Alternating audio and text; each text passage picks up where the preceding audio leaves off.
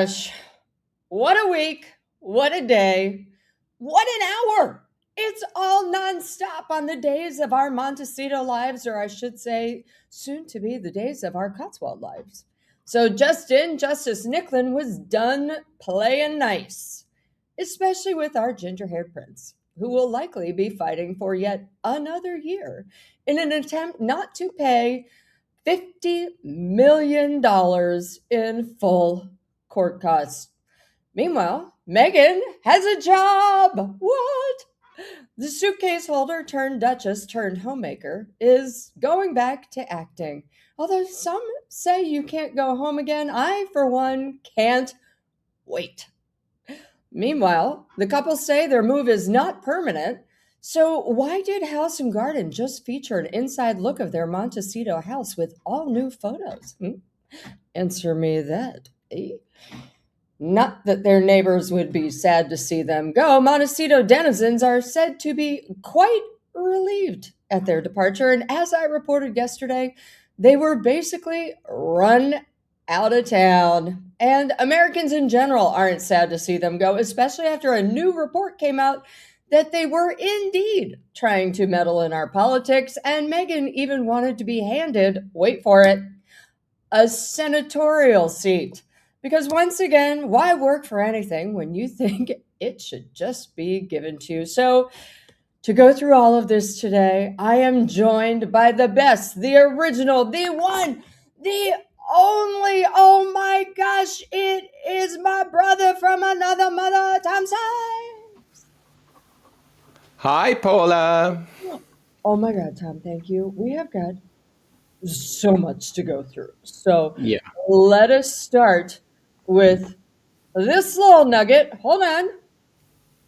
Prince Harry and fellow claimants must pay initial $9.5 million to the Daily Mail after the judge rules that their doomed hacking case was unreasonable to a high degree. Now, Prince Harry and his fellow claimants are going to have to pay even more because their doomed hacking case was so bad.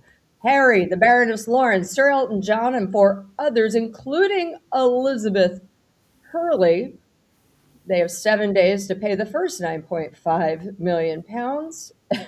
And Justice Nicklin granted a rare indemnity order, obliging the claimants to bear the brunt of the costs of their disastrous legal actions. Now, such orders are usually only granted in cases where a judge believes there has been bad conduct. He ruled the order was justified because the litigation against the Mail had been, quote, pursued in a way that took it well outside the norm. He added the claims in the manner in which they were brought, pleaded, pursued, maintained, and publicly advanced involved a combination of circumstances and contact which took the litigation outside the ordinary and reasonable conduct of proceedings. The cumulative effect of these matters takes the case well outside the norm, and basically the judge means Associated Newspapers is free to seek a much larger proportion of its costs from the case waged by Harry, who once styled his campaign against the newspapers as slaying dragons. Now, before we get into it, Tom, I want to say that we know who's paying. It's going to be Harry or Elton John. We also know Elton John is pretty mad, but we also know that this woman is not going to be paying, even though she was part of the case. Look at what she was doing just yesterday with Ellen von Unworth, her boyfriend, and Joan Collins.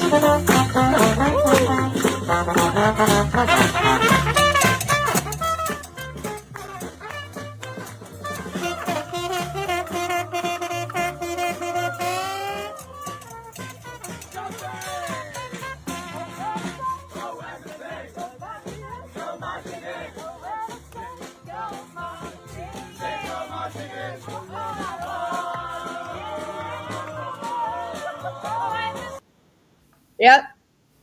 When the Saints go marching in, dancing, laughing, have the best time because Elizabeth Hurley knows she ain't going to have to pay a cent. What's going on, Tom? How is this fleshing out? Well, basically, the judge handed down the cost. Now, I have to preface this by saying there is usually nothing more boring in the UK justice system than a costs hearing. But this one really became quite exciting. So Judge Nicklin, Justice, we call him in the UK, we call him Justice. It's not actually his real name, but we call him Justice Nicklin. Basically concluded in a really remarkable written judgment that they behaved with such outrageous contempt for legal norms in their case against Associated Newspapers that there is no limit to how much of the Mail's £34.5 million legal expenses Associated News can seek to recover. It's going to be a year or so until we get the exact amount, because they're going to argue back and forth, and they may be able to sort of hive off some of the arguments, say, well, this one was a bit more reasonable than the other one. But the bottom line is that Nicklin was absolutely excoriating about them. And I actually spoke to the man at the centre of all this, Gavin Burrows, earlier today to get his reaction. And suffice to say, that he's pretty cock-a-hoop at the whole thing. Not cock-a-hoop would be the wrong phrase, but, his argument, basically, he's always said is, I told them from the beginning that, I did not stand by this statement that was released in my name. And so I'm hoping to have something with Gavin next week. I mean, he's a complicated chap, and it just seems extraordinary it seemed extraordinary to all of us, didn't it, Paula, that they were relying so heavily on this evidence that he had then rode back on. But and just to interrupt just quickly, for the people who might forget, Gavin Burrows was the private investigator. Is that correct, Tom? Yeah. Who supposedly gave evidence in the beginning, said, I never said that, I didn't want that, tried to retract it, said his signature on said evidence was forged. And then, even worse, the claimants knew this, and the second he retracted it, went out and got insurance on their claims. So, Tom, we know that they have to pay $9.5 million immediately. We knew this was going to happen. Do you think the insurance is going to back out as well? Well, the 9.5 wasn't really ever in question. I mean, that's a bit of a distraction. That's just the way that the rules work. So they will be ready for that. The really interesting, the arrangements with the insurers, Temple Legal Insurance, I suspect we will never know about, because that will definitely be done behind closed doors. No one will want that going public. But it's hard to believe that they were fully apprised of the situation. And I don't know about you, but whenever I've made an insurance claim, a chap comes around and checks that everything was done correctly, called a loss adjuster. But, the judge was so specific in the judgment handed down today. So he said that in connection with the Gavin Burrows stuff, he said the maintenance of serious allegations after the evidential position had changed was a particular reason why he was placing no cap on the potential expenses. He said that among the important features influencing his decision were, and I'm quoting from the document, the gravity of the allegations made against a large number of named individuals. This was very important, that they were trying to ruin individual people's lives. The pursuit over an extended period, so the fact that it went on, this attempt to ruin people's lives for so long, up to and including closing submissions of serious allegations of wrongdoing, including criminal conduct. So basically saying, look, you falsely accuse people of stuff that amounted to calling them criminals. Now, this obviously wasn't a criminal trial. And there was, but, and he said that the pursuit of the allegations which lacked any evidential foundation, that were irreconcilable with contemporary documents, the failure to withdraw the serious allegations which could no longer be properly maintained, that obviously refers to Gavin Burrows. And then particularly, he was very angry at what he called the Leveson lies, and he capitalized this, the judge, in his judgment, which is referring to the implication made by David Sherborne to Paul Dacre, the editor-in-chief of the Daily Mail at the time, on the stand that he had lied at the Leveson inquiry, which would be perjury, right? Which is itself a crime. So he listed out all these things. He said these are not isolated points. They are connected features of the way in which the litigation was conducted. And he said this was completely out of the ordinary. And he said that in response, the only way that he could respond was a completely out of the ordinary costs order.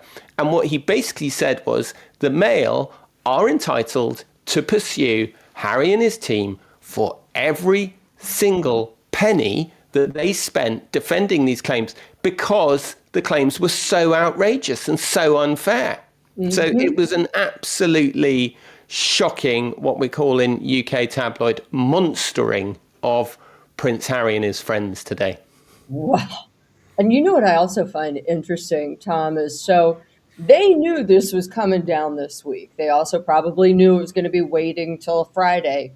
So Meghan and Harry have been dropping bombs every day, just kind of like, look over here, not over there. Ooh, squirrel. And, you know, of course, they're moving back to the UK. And then... Yeah, but are they? Are they moving back? Because now we find out this might just be a temporary thing. Is it just going to be 6 weeks while she shoots some rubbish film? Do you know what I mean? So I think you raise a really good point here, Paula, which is like, is this another massive distraction technique? Because it's very odd that and remember, we still don't have any official statement from the Sussexes about what is going on, apart from a advisory issued by the British press organisation, which I think is called IPSO, saying they are moving back. Please don't take any photographs of them. Please don't name the school that they go to, which, you know, British newspapers are not going to do anyway. So we don't, and it's a very important consideration after the mess that we saw around the visit last time. They have not actually confirmed on the record that they are moving back. And now we're starting to see these leaks that this might just be a short-term thing. How short-term? A couple of weeks, a couple of months? Nobody knows. Nobody has any idea, because they're completely unaccountable, right? And this is the whole problem, is that they are trying to present themselves as members of the royal family, but members of the royal family are financed by British taxpayers, and therefore there is a certain amount of accountability in that their press offices, for example, are expected largely to tell the truth. Now, Harry and Meghan are quite entitled to say, we're private people. If we want our press officers to lie on our behalf and say that we didn't go to a party when we did, or we ticked a form, or we got married whenever we did, we don't care, because we're private individuals. Our tax offices, our press office is not being funded by the taxpayer. But it's a serious consideration because of the unflattering light that it casts on the real monarchy. Are they actually coming back? I don't know, Paula. I think at this stage you'd have to be very careful about saying they are moving back to the United Kingdom full time. It could just be one term. Hold on, Tom, because we're going to get into it in about 2 more points. But you got to give me a minute, because I'll tell you why I think something's going on. Now, first of all, we want to get back to Meghan's job, because it's not like she had a job before. She wasn't an entrepreneur. You know, she wasn't making companies and doing podcasts and all that. I mean, that is the real reason she okayed and is behind the move to England. Let's look at this nonsense from their lovely outlet, People magazine. Now, she's saying she's returning to acting for the first time in nearly a decade as she and Prince Harry move back to the UK. These are the words that of People magazine. They're returning for, quote, an extended period of time later this month. She's been offered a role in an upcoming project based in the UK. The part is one of multiple factors behind Meghan and Prince Harry's decision to move back to England. People understands. These are, of course, words fed to People magazine by the Duke and Duchess's spokespeople. Details of the project remains under wraps. It was first reported by news.com.au, Bronte Coy, who you and I both know and love, who told the BBC Radio 4's, I'm told it's significant and she's very excited. They do say the move is not intended to be permanent and they will retain their Montecito, California home as well as the Portugal home while Meghan's business ventures, including, as ever, Archwell Productions, which, as you and I both know, is consistent of one person, and their charitable foundation, Archwell Philanthropies, also consistent of one person, will remain based in the United States. Harry, meanwhile, will continue his charitable work on both sides of the Atlantic, including prep for the Invictus Games. All right. But yet, Tom, I think this is all horseshit. But yet, this is what happened today. House and Garden, a mysterious spread of the Montecito house just posted on House and Garden with never before seen photos. Some of them have been seen before, some have not. Now, the thing about this, Tom, is that really makes me go, huh? What has his happenings here is that this article, and you and I both know this, you and I both know that when people want to get attention for their house, to possibly do a pocket selling, to possibly get people interested in their house, they go to places like House and Gardens, Architectural Digest. This is not an Architectural Digest kind of house.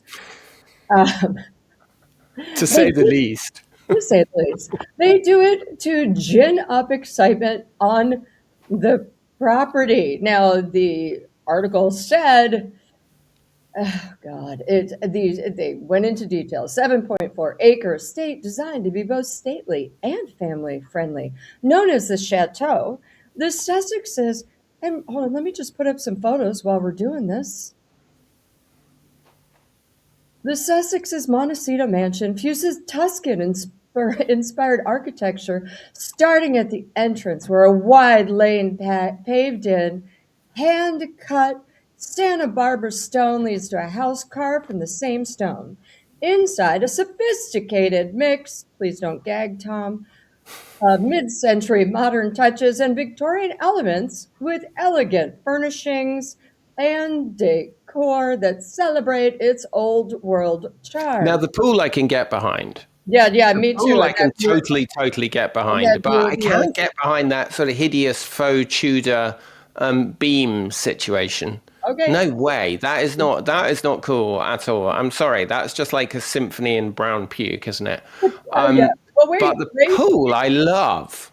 It gets better because it does talk about the estate's exterior is equally impressive with tiered rose gardens, towering Italian cypress trees, lavender, centuries-old Olive Garden trees forming the lush greenery, blah, blah, blah, climbing, ivy, organic natural beauty. I mean, this goes on and on. So basically, the bit that people built is absolutely disgusting, but the garden's still really nice. They did not mention...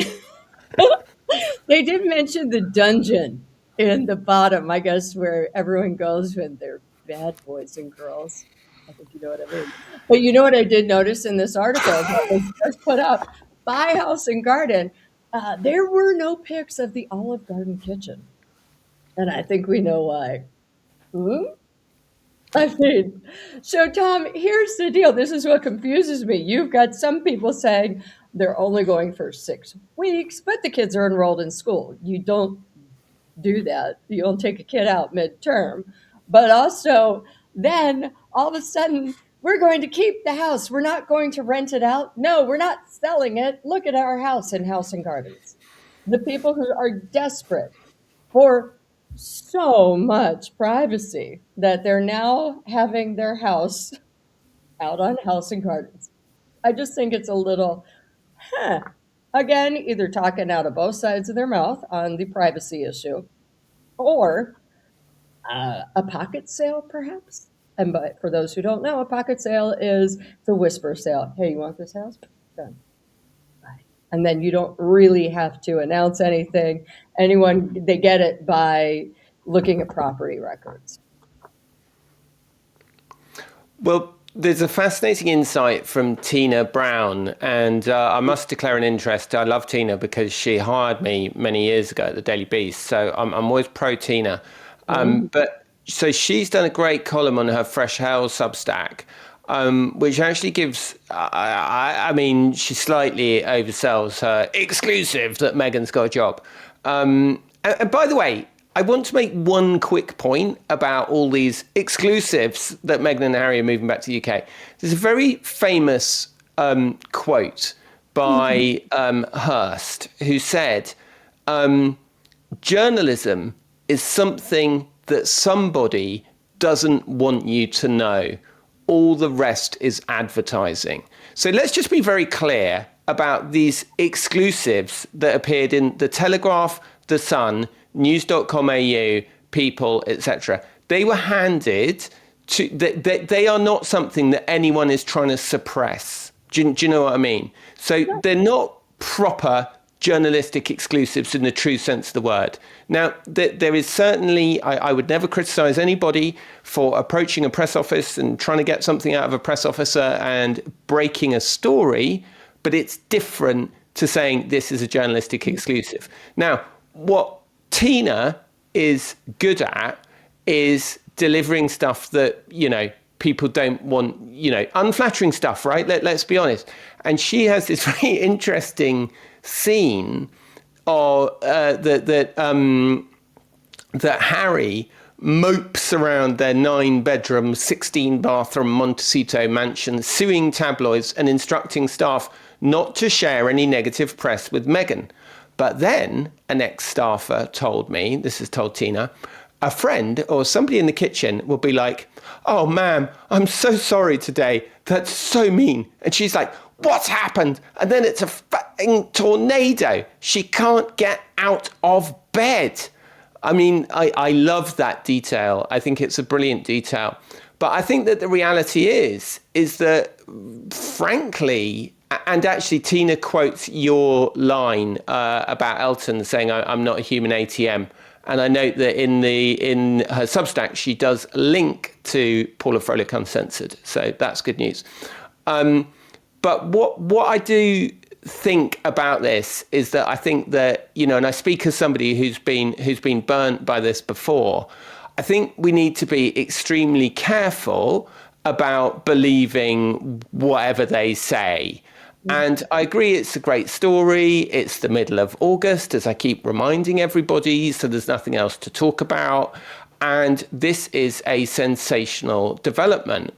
But, and I have to say also that having originally thought that there's absolutely, that Clive Alderton left and, that was why they came home, I'm actually coming round to the Palace's line that Charles actually didn't know about this until Sunday. And that makes me think that potentially this is a bit more of a PR stunt than a long-term relocation to the United Kingdom. Because what kind of life can they have in the United Kingdom? Like, Meghan hates hunting. She hates shooting. She hates people telling off-colour jokes. Like, she's not able to laugh at herself. Harry seems to have gone the same way. They've gone super woke, which is fine in Montecito, but it doesn't fly particularly well in the Cotswolds. So I really wonder where they're going to be. And I think we'll know a lot more when we see where they turn up. Like, do they turn up, for example, at Althorpe? Like, and then I think it's perhaps looks more like a 6 weeks adventure, and then they go home at half term. But we'll have to wait and see. And I think at this stage, I'm sick of making predictions. It's completely futile, and you just need to actually see what they do. Well, I'm glad that you came. You're starting to believe that the king didn't know. I reported that yesterday, and I was saying my sources who are friends with him, they were like, I mean, no, he had no absolute clue, and he's insanely worried. And he's very worried about the stress that they're going to cause, especially because he and Catherine are not in 100% good health. And cancer, of course, is exacerbated by stress. But while we don't know the facts, I will tell you that there are some people who are excited to see them go. Now, I also said that they were run out of LA, but here is the reaction from their neighbors. Whoop. Yep. They are apparently thrilled to see them go. A neighbor told Page Six, good riddance.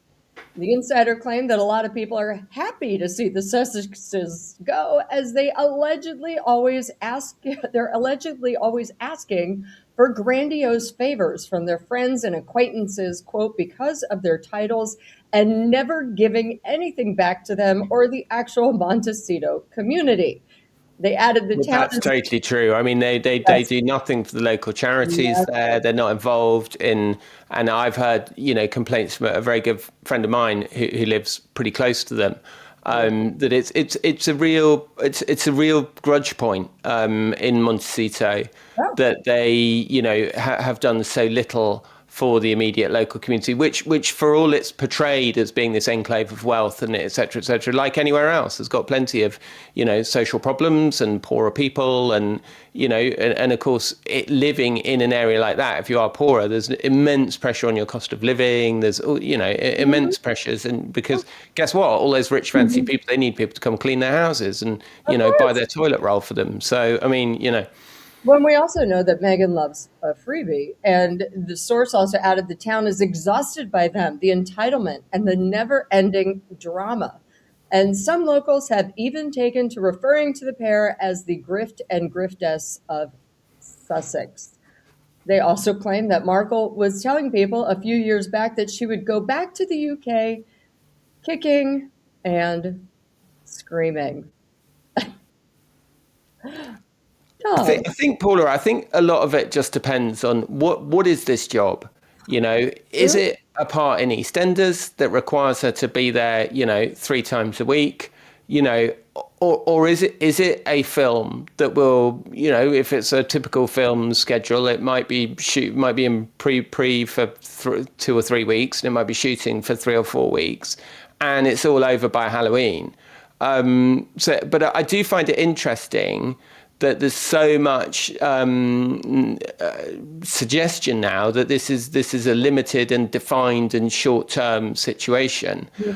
And I think that it does explain, I think that the William and Catherine's position of, well, let's just wait and see what actually happens, I think makes a lot of sense, because they are hated in the United Kingdom.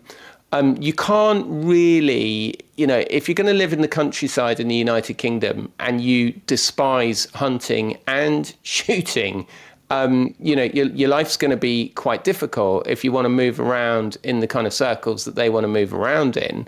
And it's also, having had an incredible heat wave all summer, it's going to be the most disgusting weather for the next 3 months. It's going to start raining pretty soon, and there's a lot of rain to catch up on. And if you just look at how the weather works in the United Kingdom, we end up with about the same amount of rain over the year. So if you have a very dry summer, you get a lot of rain in the autumn. It's common sense, right? And I don't understand why suddenly it's all going to work out and it's all going to be fine. And Whitehall sources, even that I've been speaking to today, which is the UK government, they are telling me that no one seems to have any idea how long they are staying or what the plan is, or nobody knows. As far as they're concerned, they're just 2 private individuals, who've rented a house somewhere, or maybe even haven't rented a house, or maybe borrowing a house, or no one knows. So I think much more will be revealed over the next few weeks. But personally, I would be very surprised if they are still here this time next year. Well, also, let's be clear. Look at what sent Ellen DeGeneres running back to Montecito. She thought she was moving there forever. Her and Portia, they were so happy. Moved to the Cotswolds, beautiful place, and they got flooded. And it was horrific because of last year's rains that were practically biblical, although said to be not as bad as this year's rains are going to be. So, Harry, I'm sure would love a flood. He'd go to the pub, have a good time. Meghan is not the And by the kind. way, Ellen was like super popular in Oxfordshire. Like I know lots of people who had dinner with her when she was there. Like, do you know what I mean? She was one, and I know she's a controversial figure in the US. You know about the bullying and stuff like that. I mean that wouldn't have been on the radar for the average person in the UK. They would have had no idea about something like that. They'd have to be very insidery to care about something like that. Whereas Meghan is genuinely hated Oh yeah, by a whole load of rich, posh people who identify and have sympathy with the royal family. So I just don't see any way that this can work. There's a reason that the expression burning bridges is used. They burnt the bridges and now they want to come back. It's just, yeah. it's going to be a disaster. Well, it's like a good friend of mine said. Nobody likes a traitor. Although I will tell you, if they come back, America's going to be real disappointed because we have this story, Game of Thrones, that just came out yesterday of the true scale of Meghan and Harry's political plans in the US were revealed from requests for Biden Oval Office meeting to eyeing Kamala Harris's Senate seat. So this is what the Post wrote.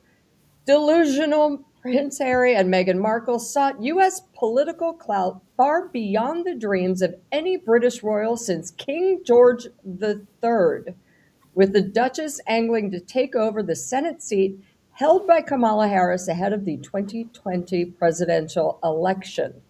I mean, the arrogance, the entitlement, I mean, it's unbelievable. And I think that, I think to read a story like that is to understand the narcissism, that the staff always talk about, the level of blindness about, the only thing ever holding us back was the British royal family. Well, rubbish. It was like, it's so sickening to read. I think that kind of stuff that they were actually trying to pull strings to Oh, get into the houses of Congress. I mean, come on, come well, on. she actually called Gavin Newsom, California Governor Gavin Newsom's office because, end quote, she wanted to be considered to be appointed.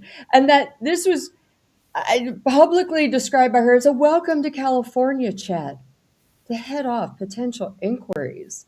It's just, and it's all such BS and baloney. I mean, they were all, and everyone was like, yeah, no, that's really not going to happen. Of course, they were shocked by it. But then they did other stuff about asking for a ride back from Queen Elizabeth's funeral with Joe Biden, President Joe Biden, and Jill Biden at the time, and they were knocked down. She gave Jen Psaki a basket of lemons to bring into the White House to butter up the first lady. It's just, they don't understand that is, a, you can't, you can't do that. That literally Article 1, Section 9, Clause 8 of a founding document states that no person holding any office or profit or trust shall, without the consent of Congress, except of any present, emolument, office, or title of any kind whatever from the king, prince, or a foreign state. And of course, we know he's still a damn prince because he will never give up that title. I mean, the Federalist Papers were about this. Nobody wanted this, but they either didn't know this, didn't care, just thought, okay, we want it. Give it to us, right? Why not?